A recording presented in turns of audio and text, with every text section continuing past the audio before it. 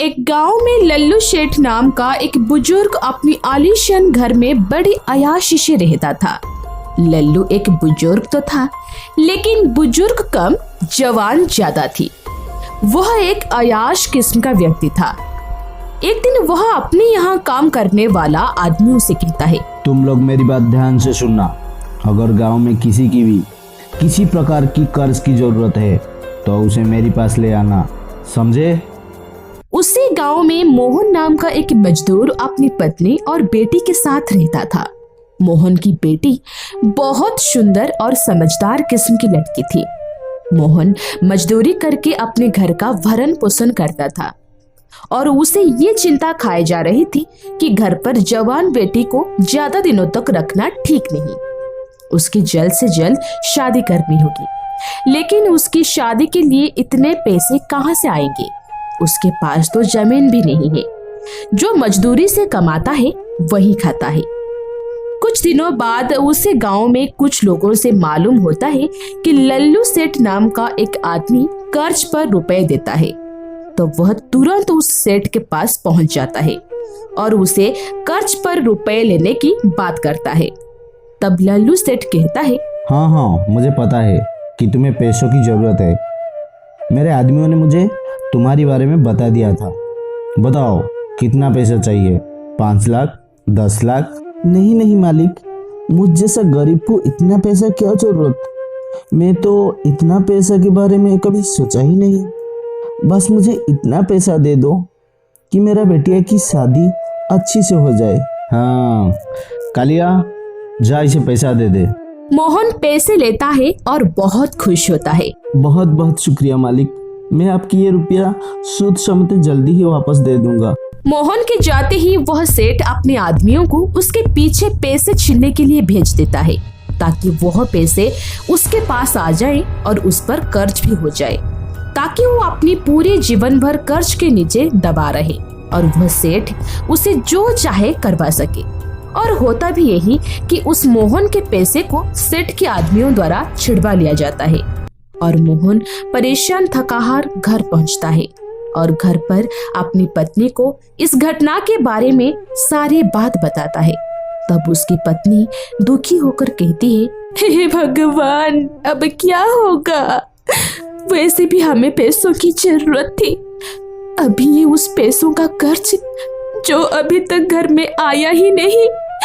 हे राम, अब क्या होगा? मोहन की बेटी सुनिधि अपने माँ बाप की ये बात सुन लेती है। कई महीनों के बाद मोहन को ये बात पता चल जाती है कि उससे कर्ज दिए पैसों को खुद लल्लू सेठ ने ही अपने आदमियों से कहकर उसे छिड़वाए हैं। तो मोहन उस पर बहुत गुस्सा होता है और वह लल्लू सेठ के यहाँ पहुँच जाता है और कहता है, सेठ जी, ये आपने सही नहीं किया। मुझे कर्ज देकर और अपना ही आदमियों से रुपया छिनवाया। आपको शर्म नहीं आया? मुझसे इतनी ऊंची आवाज से बात करने से पहले ये जान लो कि तुम कहाँ हो और कहाँ खड़े हो और तुम्हारी औकात क्या है और किसके सामने बात कर रही हो, मालूम होना चाहिए। मैं तुम्हें कर्ज दिया तो तुम्हारी जिम्मेदारी बनती है कि वो पैसा तुम कहीं भी लगाओ या लुटाओ, इससे मुझे कोई मतलब नहीं, बल्कि मुझे वो पैसा सूद समेत वापस चाहिए, नहीं तो परिणाम भुगतने के लिए तैयार हो जाओ, समझा? मैं अभी जाता हूँ और पुलिस को बता देता हूँ कि तुमने मेरे साथ धोखा किया है और तुम जेल में चक्की पेशोगी। अरे नहीं, ऐसा मत करना। पुलिस को मत बताना, मैं तुम्हारी पैर पड़ता हूँ, ऐसा मत करना। मैं तो डर गई, सच में मैं तो डर गई। अबे, तुझे जहाँ जाना है वहाँ जा, सब जगह पे मेरा ही पावर है। मोहन पुलिस स्टेशन जाता है, पर पुलिस रिपोर्ट नहीं लिखती क्योंकि लल्लू सेठ काफी पैसे वाला आदमी था।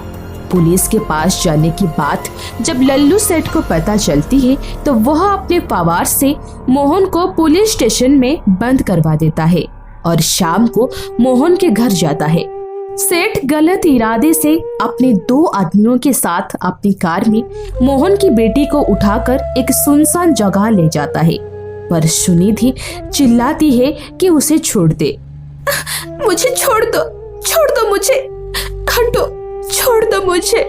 बचाओ, बचाओ।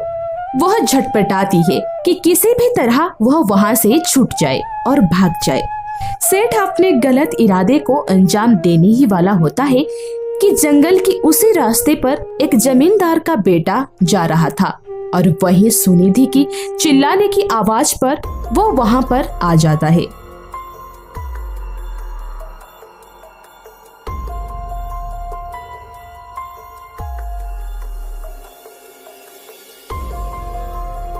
अरे शर्म कर, तेरी उम्र का व्यक्ति इसका दादा समान है और तू ये नीच हरकत करने वाला था। अब देखो मैं तुम्हारे साथ क्या करता हूँ। अच्छा तो तू बचाएगा इसे?